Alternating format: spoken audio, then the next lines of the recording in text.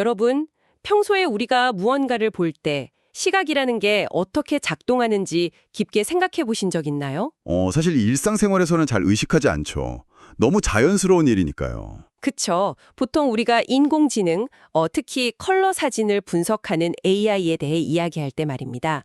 우리는 이 AI가 사진을 인간처럼 아주 정밀하고 직관적으로 본다고 기대하잖아요. 네, 많은 분들이 막연하게 그렇게 생각하십니다. 하지만 사실 일반적인 AI는 여러분의 휴대전화 속 사진을 볼 때 그걸 빨강, 초록, 파랑이라는 세 장의 투명 필름으로 완전히 쪼개서 봅니다. 맞아요. 아주 기계적인 방식이죠. 그러다 보니 서로 헷갈리기도 하고 색이 번지기도 하고 약간 정보의 문맥을 놓치기도 하거든요. 네, 필연적으로 정보의 손실이나 왜곡이 발생하게 됩니다. 그런데 만약에 AI가 이 색상들을 쪼개지 않고 하나의 완벽한 덩어리로 원래 있는 그대로 이해할 수 있다면 어떨까요? 그게 바로 오늘 우리가 이 심층탐구 시간에 해부할 핵심 주제입니다. 사원수, 영어로는 쿼터니언 기반 신경망이라고 하는데요. 사원수요? 뭔가 이름부터 심상치 않은데요? 네, 기존의 방식은 정보를 억지로 분리해서 처리하기 때문에 필연적으로 그 사이의 관계를 잃어버리기 쉽습니다. 하지만 사원수라는 이 독특한 수학적 개념은 분리되었던 정보들을 다시 하나로 단단하게 묶어주는 역할을 하거든요. 자, 그럼 오늘의 우리의 미션은 명확합니다. 수많은 AI와 신경망 관련 연구 자료들 중에서 최근 인공지능의 효율성을 극대화하고 있는 이 숨겨진 수학적 마법, 이 사원수가 도대체 무엇인지 파헤치는 겁니다. 맞습니다. 아주 흥미로운 여정이 될 거예요. 단순히 이미지 처리 기법 하나를 소개하는 게 아니잖아요. 다층 퍼셉트론부터 순환 신경망, 오토인코더, 그리고 최첨단 트랜스포머와 이미지를 생성하는 겐에 이르기까지 이 사원수가 어떻게 AI의 뇌구조 전체를 근본적으로 뜯어고치고 있는지 아주 깊숙이 들여다볼 예정입니다. 네, 우리가 흔히 쓰는 1, 2, 3 같은 1차원 실수체계를 넘어서요. 4차원 복수수 개념인 이 사원수가 어떻게 작동하는지 파악하는 것이 우선이겠죠. 실수 기반의 AI가 지배하던 세상에 4차원 수학이 등판하면서 벌어지는 혁명적인 변화들을 하나씩 추적해 보겠습니다. 자, 그럼 이 마법이 가장 기본적인 신경망 설계에서 어떻게 시작되는지부터 짚어봐야겠습니다. 우리가 흔히 아는 다층 퍼셉트론, 그러니까 QMLP 모델부터 살펴보죠. 네, 가장 기초가 되는 모델이죠. 제공된 자료를 보면 입력 데이터는 물론이고 가중치나 편향까지 신경망을 구성하는 모든 요소가 사원수 공간 안에서 이루어진다고 되어 있거든요. 겉보기엔 그냥 숫자 체계만 바꾼 것 같은데 이게 왜 그렇게 엄청난 차이를 만들어내는 건가요? 그 차이를 만드는 심장부에 바로 해밀턴 곱이라는 연산 방식이 자리 잡고 있습니다. 일반적인 실수 기반의 신경망을 먼저 생각해 보죠. 네네. 행렬 곱셈을 할 때 빨강, 초록, 파랑 채널들이 각각 완전히 독립적인 트랙에서 계산됩니다. 빨간색 채널을 계산하는 노드는 초록색 채널에서 무슨 일이 벌어지는지 전혀 알지 못하죠. 완전 단절되어 있군요. 맞아요. 하지만 사원수의 해밀턴 곱을 사용하면 상황이 완전히 달라집니다. 사원수를 구성하는 실수부 하나와 I, J, K라는 세 개의 허수부 성분들이 연산 과정에서 서로 교차하며 곱해지고 더해지거든요. 잠깐만요. 교차하며 곱해진다는 건 각각의 채널 데이터가 막 섞인다는 뜻인가요? 정확합니다. 근데 단순히 섞이는 수준을 넘어서 대수학적으로 강하게 결합됩니다. 이 연산 덕분에 각 채널이 따로 노는 것이 아니라 채널 간의 상관관계를 가중치 하나가 직접 학습하게 되는 겁니다. 아, 따로따로 학습하는 게 아니라 가중치 하나가 전체를 파악한다고요? 네, 수식 자체가 빨간색 픽셀 값이 이만큼 변하면 초록색과 파란색은 이 비율로 연동되어 변해야 한다. 이런 내재적인 관계를 강제하는 거죠. 오, 약간 어떤 느낌인지 알 것 같아요. 기존 실수형 신경망이 주방에서 4명의 요리사가 서로 대화도 전혀 없이 각자 자기 앞에 재료만 묵묵히 손질하는 거라면요? 네, 아주 좋은 비유네요. QMF의 해밀턴 굽은 한 명의 마스터 셰프가 재료들의 맛이 어떻게 어우러지는지 그 조화를 완벽히 이해하고 한 번에 싹 버무려내는 거군요. 완벽한 비유입니다. 그리고 그 마스터 셰프 비유가 이 기술의 또 다른 치명적인 장점을 설명해 주거든요. 4명의 요리사가 하던 일을 한 명의 마스터 셰프가 처리한다면 당연히 주방이 훨씬 덜 붐비고 효율적이겠죠. 당연하죠. 인건비도 줄고요. 사원수 신경망에서는 이걸 파라미터 효율성이라고 부릅니다. 1개의 사원수 가중치가 16개의 실수 가중치가 해야 할 역할을 혼자서 해냅니다. 와우, 16개요? 네. 결과적으로 신경망이 학습해야 할 파라미터 수를 무려 75%나 줄일 수 있습니다. 75%라니 진짜 엄청나네요. 그렇죠. 근데 파라미터가 줄어든다는 건 단순히 메모리 용량을 아낀다는 뜻만이 아닙니다. 모델이 쓸데없는 노이즈 데이터까지 외워버리는 오버피팅, 즉 과적합 현상을 구조적으로 억제한다는 아주 중요한 의미를 가집니다. 잠깐만요. 파라미터를 75%나 줄이면서 정보의 관계까지 완벽하게 파악한다면 당장 전 세계의 모든 AI 기업이 실수형 모델을 버리고 이 사원수 모델을 써야 하는 거 아닌가요? 이론적으로는 그렇죠. 완벽해 보이지만 분명히 치명적인 단점이나 다루기 까다로운 부작용이 있을 텐데요. 솔직히 4차원 수학이 들어갔는데 학습 과정이 그냥 순탄할 리가 없잖아요. 예리한 지적입니다. 당연히 공짜 점심은 없죠. 이 마스터 샤프를 훈련시키는 과정, 그러니까 인공지능이 오차를 계산하고 수정해 나가는 역전파 과정에서 거대한 난관이 도사리고 있습니다. 역시 뭔가 있었군요. 바로 사원수 공간에서의 미분, 이른바 GHQ 그레이디언트를 계산하는 일이 극도로 까다롭다는 점입니다. 미분이 까다롭다는 건 연산 자체가 엄청 무겁다는 뜻인가요? 무거운 것도 문제지만 더 큰 문제는 사원수가 가진 아주 독특한 수학적 성질 때문이에요. 우리가 초등학교 때 배운 곱셈을 떠올려 보세요. 2 곱하기 3이나 3 곱하기 2나 결과는 6으로 똑같잖아요. 네, 그걸 교환 법칙이라고 하죠. 맞습니다. 그런데 사원수 공간에서는 A 곱하기 B와 B 곱하기 A의 결과가 다릅니다. 교환 법칙이 성립하지 않아요. 진짜요? 곱하는 순서가 바뀌면 답이 완전히 달라진다고요? 네, 그렇습니다. 신경망이 학습할 때 오차를 뒤로 전달하면서 연쇄적으로 미분값을 곱해나가는 체인룰을 사용하는데요. 사원수에서는 이 곱셈의 순서가 조금만 어긋나도 미분값이 만정이 엉망진창이 되어버립니다. 와, 그럼 진짜 골치 아프겠네요. 연산의 방향과 순서에 거의 편집증에 가까울 정도로 주의를 기울여야 하죠. 게다가 신경망의 필수 요소인 활성화 함수를 적용할 때도 아주 골칫거립니다. 활성화 함수는 또 어떻게 처리해야 하길요? 단순히 각 성분별로 활성화 함수를 쪼개서 적용하는 스플릿 방식이 있고요. 사원수 벡터의 공간적 방향은 그대로 유지한 채 크기만 비선형적으로 조절해주는 풀리 쿼터니언 방식이 있습니다. 두 가지 옵션이 있군요. 네, 이 두 가지를 두고 연구자들은 항상 딜레마에 빠지곤 하죠. 약간 추상적인데요? 그러니까 스플릿 방식은 자동차를 조립할 때 문짝, 보닛, 트렁크를 따로따로 떼어내서 페인트 칠을 한 다음에 나중에 조립하면서 색에 맞기를 기도하는 거라면요? 네네. 풀리 코토니엄 방식은 조립이 끝난 자동차를 전체를 거대한 페인트통에 한 번에 푹 담갔다 빼는 거군요. 오, 맞습니다. 후자가 전체적인 밸런스는 완벽하게 유지하겠지만 그걸 수학적으로 구현하는 건 연구자들에게 엄청난 두통거리겠죠. 그렇겠네요. 그래서 사원수 신경망이 아키텍처를 설계하는 것은 기존 방식보다 훨씬 더 높은 수준의 수학적 엄밀함을 요구하는군요. 정확합니다. 좋아요. 정지된 사진이나 고정된 데이터를 하나의 덩어리로 완벽하게 버무리는 해밀턴 곱의 원리는 이제 확실히 이해했습니다. 그런데 현실은 액자 속 사진처럼 멈춰있지 않잖아요. 그렇죠. 현실은 끊임없이 움직이죠. 시각이 흐르고 끊임없이 변하는 동정인 상황에서는 이 마스터 셰프가 어떻게 대응하나요? 만약 주방이 통째로 흔들리면서 쉴 새 없이 움직이는 푸드트럭 아니라면요. 아주 자연스러운 질문입니다. 여기서 시계열 데이터를 다루는 다음 단계, 즉 QRNN, 사원수 순환신경망으로 자연스럽게 넘어가게 됩니다. 정지된 데이터가 아니라 움직이는 영상이나 센서 데이터를 다룰 때 등장하는 거군요. 네, 맞습니다. 기존의 순환신경망인 LSTM이나 GRU가 가진 게이트 연산을 사원수 영역으로 확장한 건데요. 여기서도 모든 은익 상태와 셀 상태가 사원수 공간 위에서 정의됩니다. 스마트폰이나 날아다니는 드론에 들어있는 가속도계, 자이로 센서 같은 데이터를 처리할 때를 생각해 보면 될까요? 아주 훌륭한 예입니다.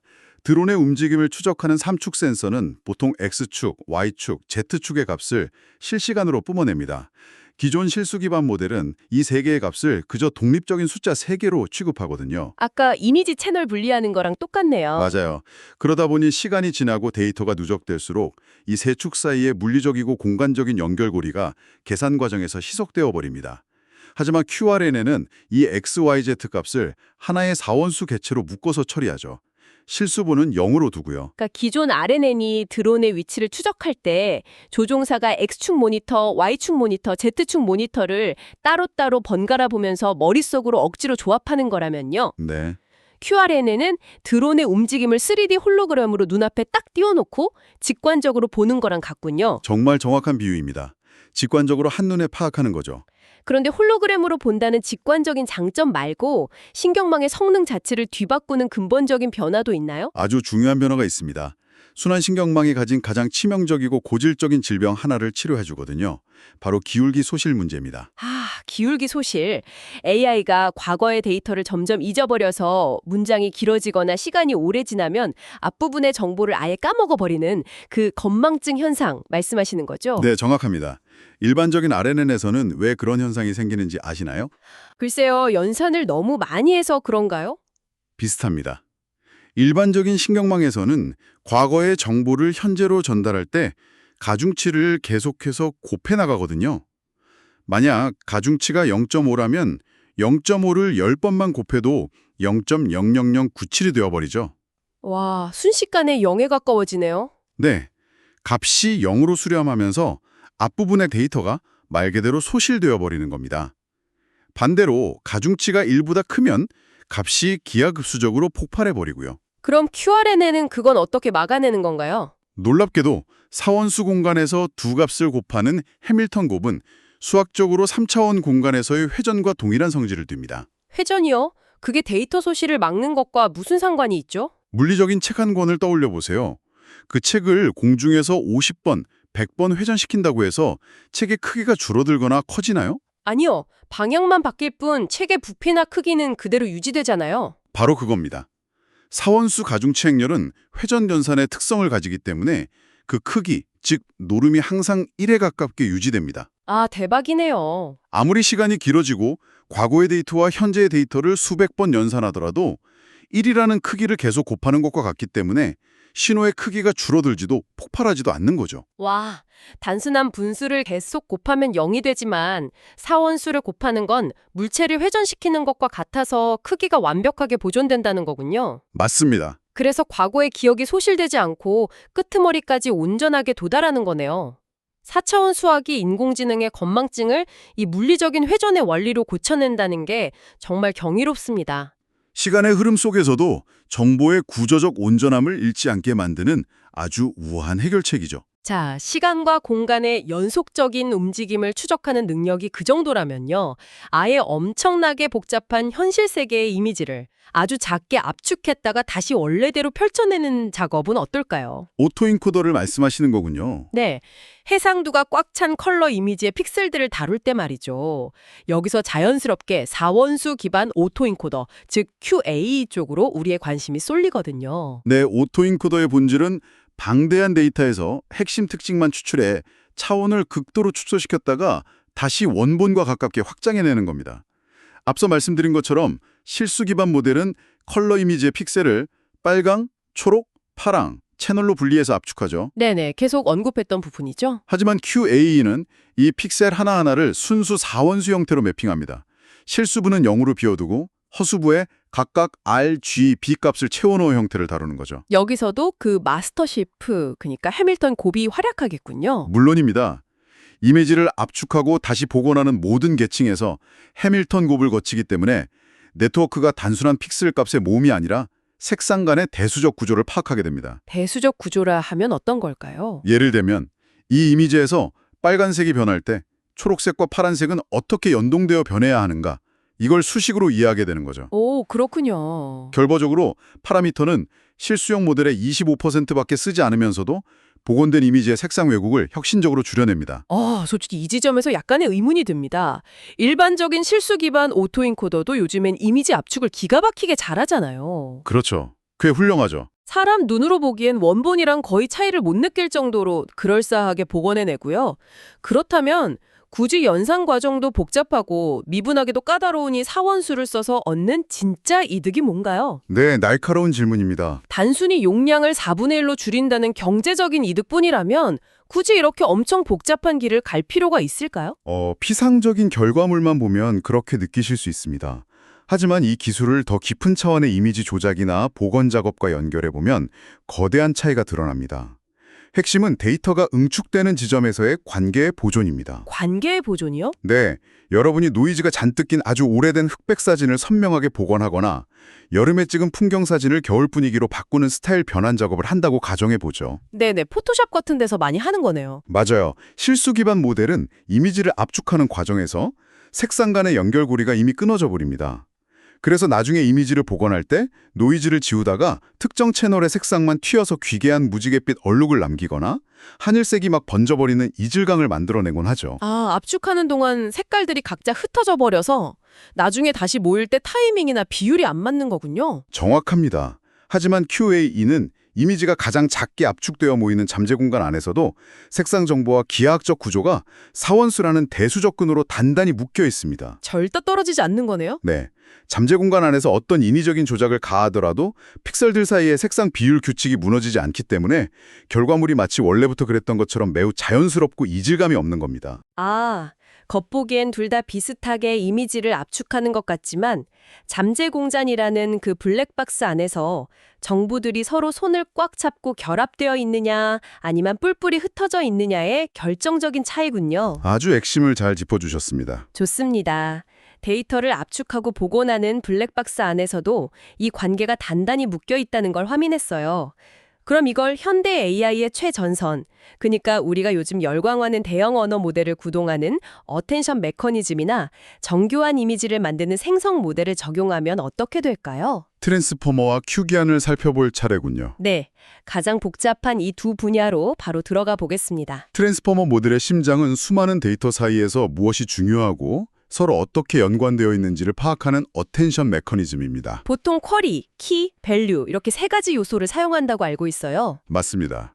사원수 트랜스포머는 이 Q, K, V를 전부 사원수 형태로 변환해서 처리합니다. 기존 트랜스포머는 이 정보들의 연관성을 어떻게 파악했었죠? 기존에는 두 정보가 얼마나 연관성이 깊은지를 단순히 점곱이라는 방식으로 계산했습니다. 쉽게 말해 두 정보가 수학적 공간에서 얼마나 가까이 위치해 있는지 거리의 개념으로만 파악한 거죠. 가깝다, 멀다, 딱 이 정도만요? 네. 하지만 사원수를 표현하고 해밀턴 곱을 사용하게 되면 단순한 거리가 아니라 고차원 공간에서의 상대적인 각도나 방향성까지 입체적으로 파악하게 됩니다. 정보 사이에 각도나 방향성이 있다는 게 약간 직관적으로 확 와닿지는 않는데요. 조금 더 구체적인 상황을 상상해 볼 수 있을까요? 최근 아주 주목받는 멀티모달 AI를 생각해보면 이해가 쉽습니다. 텍스트, 오디오, 소리, 비디오 영상이 동시에 모델에 입력된다고 해보죠. 사원수의 I, J, K 성분에 각각 이 세 가지 모델리티의 정보를 넣는 겁니다. 그렇게 세팅을 하는군요. 네. 기존 모델은 텍스트에 슬픈 단어가 있고 오디오도 우울한 주파수니까 두 개가 비슷하네.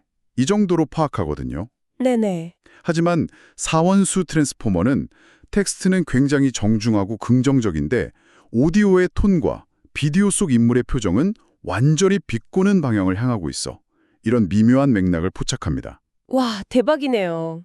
단순히 정보가 가깝다 멀다가 아니라 정보들이 어떤 각도로 서로 비틀리거나 상호작용하는지를 단번에 읽어내는 거죠. 텍스트, 소리, 영상을 각각 따로 떼어내서 분석하는 게 아니라 하나의 덩어리 안에서 서로 춤을 추듯 어떻게 상호작용하는지 그 입체적인 안무 자체를 읽어낸다는 거군요. 네, 정말 예술적인 수학의 적용이죠. 그럼 가짜 이미지를 진짜처럼 만들어내는 괸, 그니까 큐겐에서는 어떻게 쓰이나요? 보통 괸은 모델 혼자서 경찰과 도둑 역할을 동시에 하면서 학습해야 해서 원래 학습이 불안정하기로 아주 악명 높잖아요. 네, 다루기 참 까다로운 모델이죠. 갑자기 경찰이 바보가 되어서 도둑이 똑같은 가짜 이미지만 계속 만들어내는 모드 붕괴 현상도 자주 일어나고요. 네, 그 불안정성의 원인 중 하나도 결국 채널의 분리에서 옵니다. 일반 괸의 생성자는 RGB 채널을 각각 독립적으로 생성해서 나중에 하나로 합치거든요. 아까부터 계속 반복되는 문제네요. 쪼개고 합치는 거요. 맞아요. 그러다 보니 학습 초기에는 색이 마구 번지거나 물리적으로 불가능한 엉망진창인 색감을 뿜어내죠. 하지만 큐겐의 생성자는 사원수 과중치 하나로 세 가지 색상의 비율을 동시에 조절합니다. 한 번에 확 잡는군요. 빨강이 이만큼 칠해지면 초록과 파랑은 대수적 비율에 따라 자동으로 결정되기 때문에 처음부터 꽤 그럴싸하고 안정적인 색감을 만들어내죠. 그럼 그걸 검사하는 판별자, 그러니까 경찰의 역할은 어떻게 달라지나요? 경찰의 수사 기법이 훨씬 차원 높게 정교해지는 거죠. 판별자 역시 사원수 공간에서 생성된 이미지를 검사합니다. 단순히 픽셀들의 밝기나 질감이 진짜 사진이랑 비슷하네 하고 대충 넘어가지 않습니다. 아주 깐깐하게 보겠군요. 네. 이 객체가 3차원 공간에서 회전하는 위상과 색상의 그림자 비율이 대수적 구조상 타당한가, 이걸 깐깐하게 따집니다. 생성자는 이 기준을 통과하기 위해 단순한 꼼수를 부릴 수 없게 되고요. 아하. 처음부터 물리적으로 타당한 구조를 띠도록 강제됩니다. 이 팽팽하고 엄밀한 대립 과정 덕분에 겐 특유의 불안정했던 학습이 안정화되고 모두 붕괴도 획기적으로 줄어드는 겁니다. 잠깐만요. 지금 하신 말씀을 쭉 곱씹어 보니까 지금 우리가 논의하고 있는 이 모든 기술들이 향하는 거대한 방향성이 하나 보이는 것 같아요. 오, 어떤 방향성이죠? 결국 우리가 지금 하고 있는 건 인공지능에게 단순히 데이터를 많이 주고 알아서 똑똑해지라고 방치하는 게 아니네요. 아예 현실 세계의 물리법칙, 3차원 공간의 회전 규칙, 빛과 색상의 대수학적 관계 같은 우주의 근본 규칙을 AI의 뇌 구조 자체에 하드코딩하는 거잖아요. 정확합니다. AI가 학습 과정에서 수학적으로 불가능한 지름길로 빠지거나 꼼수를 쓰지 못하도록 튼튼한 가드레일을 딱 쳐주는 거고요. 와, 아주 훌륭한 통찰입니다. 전문 용어로 그걸 바로 귀납적 편향이라고 부릅니다. 귀납적 편향이요? 네, 인공지능이 무분별하게 파라미터만 요리조리 바꿔가며 어떻게든 정답만 맞추려고 발버둥 치는 걸 수학적 구조를 통해 아예 억제하는 겁니다. 데이터가 원래 가지고 있는 그 자연스러운 구조적 특성을 모델에 미리 심어주는 거군요. 맞습니다. 이 강력한 정교화 효과 덕분에 모델은 헤매지 않고 데이터의 진짜 의미를 훨씬 빠르고 정확하게 찾아내게 되는 거죠. 4차원 수학이 인공지능이 세상을 올바르게 바라보도록 교정해주는 완벽한 안경 역할을 하는 셈이군요. 네, 아주 비싼 안경이죠. 오늘 우리는 정말 깊고 신비로운 수학과 인공지능의 바다를 탐험했습니다. 수많은 모델과 복잡한 개념들을 지나왔는데 오늘 우리가 파헤친 이 소스들을 관통하는 핵심을 아주 깔끔하게 요약해 주신다면요. 네, 모든 자료를 관통하는 핵심은 크게 두 가지입니다. 첫째, 기존의 실수형 모델과 동일하거나 오히려 그 이상의 표현력을 가지면서도 모델의 덩치, 즉 파라미터 수를 75%나 줄일 수 있는 압도적인 구조적 효율성입니다. 75%는 진짜 혁명적이죠. 그렇죠. 그리고 둘째, 그것이 이미지든 센서 데이터든 멀티모달 데이터든 데이터 내부에 본질적으로 존재하는 논리적 연결고리를 절대 깨트리지 않고 끝까지 보존하는 대수적 보존 능력입니다. 정보의 덩어리를 온전히 지켜내는 능력이군요. 네, 정보의 형태를 찢거나 훼손하지 않고 덩어리째 이해하는 이 능력이 바로 사완수 신경망이 미래 AI의 판도를 바꿀 핵심 무기라고 할 수 있습니다. 여러분, 매일 아침 뉴스를 보면 새로운 AI의 매개 변수가 몇 조 개를 돌파했다. 데이터 센터에 최신 GPU를 몇만 대를 더 붙였다. 같은 막 엄청난 힘자랑에 관한 이야기들이 쏟아집니다. 네, 매일같이 들리는 소식들이죠. 하지만 오늘 여러분은 그 거대한 정보의 홍수 속에서 어쩌면 그보다 훨씬 더 중요한 진실 하나를 발견하셨을 겁니다. 인공지능의 미래가 단순히 컴퓨터의 크기만 무식하게 키우고 전기를 쏟아붓는 것에 있지 않다는 사실을요. 맞습니다. 데이터의 관계를 원래 형태 그대로 보존하고 우아하게 이해하는 이 똑똑한 수학적 설계, 바로 이런 내밀한 혁신이 AI를 더 가볍고 더 안정적이며 궁극적으로 더 인간의 직관에 가깝게 만들고 있다는 것을 오늘 확실히 알게 되셨을 겁니다. 네, 정말 중요한 통찰입니다. 자, 여기서 오늘의 심층 탐구를 그냥 마무리하기엔 조금 아쉽죠? 제공된 자료들의 한계를 넘어서 여러분의 상상력을 자극할 도발적인 질문을 하나 던져볼까 합니다. 오, 어떤 질문일지 기대되는데요? 오늘 우리는 3차원 공간의 움직임과 빛의 세 가지 색상을 인공지능에게 완벽하게 가르치기 위해 한 차원 더 높은 4차원 수학인 사원수가 어떻게 동원되는지 깊이 파헤쳤습니다. 그렇다면 여기서 우리의 사고를 한 단계 더 확장해 볼까요? 네. 만약 우리가 아주 먼 미래에 시각과 청각, 촉각은 물론이고 시간과 공간의 다차원이 복잡하게 얽혀 있는 진짜 인간의 현실 전체를 AI의 뇌의 통째로 이식하려 한다면 어떻게 될까요? 와, 엄청난 스케일인데요? 어쩌면 그때는 4차원을 넘어 아직 우리에게도 낯선 8차원 수학인 8원수 같은 미지의 대수학이 AI를 구축하는 기본 언어로 쓰여야 하는 건 아닐까요? 충분히 상상해 볼 수 있는 시나리오네요. 인공지능의 뇌에 더 높은 차원의 수학을 하드코딩할수록 그것이 단순히 연산을 복잡하게 만드는 것이 아니라 오히려 우리가 오랫동안 꿈꿔왔던 진정한 의미의 강인공지능으로 향하는 닫힌 문을 여는 마스터키가 되는 것은 아닐지 여러분도 각자의 머릿속에서 한 번쯤 이 흥미로운 미래를 상상해 보시기 바랍니다. 상상만으로도 가슴이 뛰는 이야기네요. 배움을 멈추지 않고 명확한 인사이트를 향해 나아가는 여러분의 끈질긴 호기심을 응원합니다. 지금까지 흩어져 있던 지식의 조각들을 하나의 완벽한 덩어리로 연결해드린 심층 탐구 시간이었습니다. 다음번에도 세상을 꿰뚫어 보는 놀라운 통찰과 이야기로 다시 찾아오겠습니다. 여러분, 감사합니다.